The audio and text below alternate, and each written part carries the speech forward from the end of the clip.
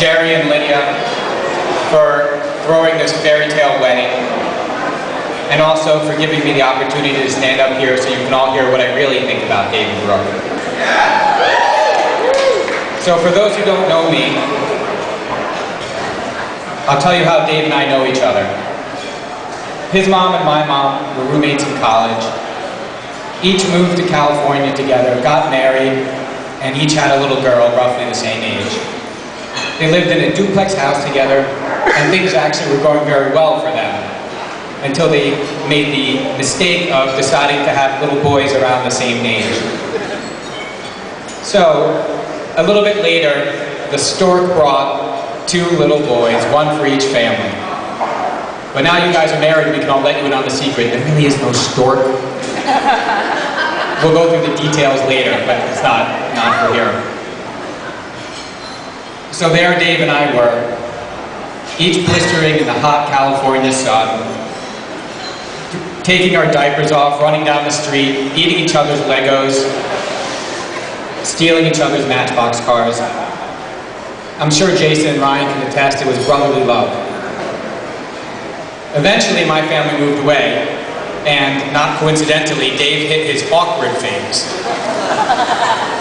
I really don't want to go into the details of the awkward phase, but I'll say this, there was a lot of Dungeons and Dragons, there was some buck teeth, and yes, a mullet.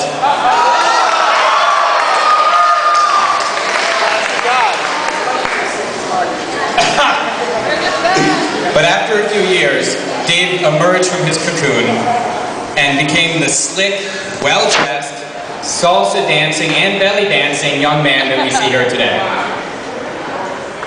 And then Dave started dating.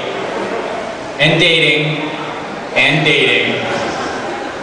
His friends all started to get engaged and married. And Dave dated Diana. And then I'll give you a little peek into what it was like to be me and Dave at that time. Hey Dave, how was your date the other night? Well, I don't really think it's going to work out.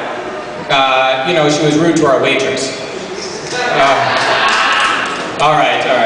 And next week, hey Dave, how was your date last night? Well, I don't think it's going to work out. You know, her shoulders were kind of broad. Hey Dave, how was your date last night? Well, I don't really think it's going to work out. I mean, she looked okay from up front, but when she turned from the side, I really didn't like her in profile. So there it was for a while until Irene introduced Dave to his future wife. Hey Dave, how was your date last night? It was fantastic. She was amazing. I can't wait to see her again. I swear I almost peed my pants. Dave found a girl that fit the Dave Katz ideal girl criteria. Surely I thought such a mythological creature could not exist, but there was Brooke, fulfilling all those criteria. She was perfect.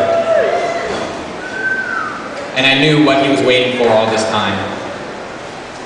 Brooke, you are the kind, gentle, sweet and beautiful woman who's kind to waitstaff and looks great in profile.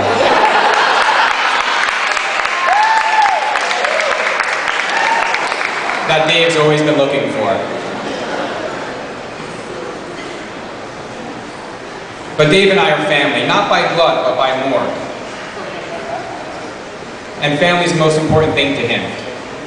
And for those who don't know, he even donated half his liver to his stepfather to save his life. So family's everything to him. And to Brooke and the Kaplan family, you're getting a new son who values family as much as I know you do.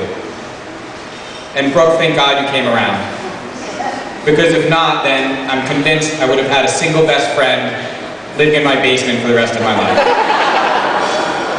And for those of you who don't believe in soulmates, here are Dave and Brooke, and maybe you should reconsider.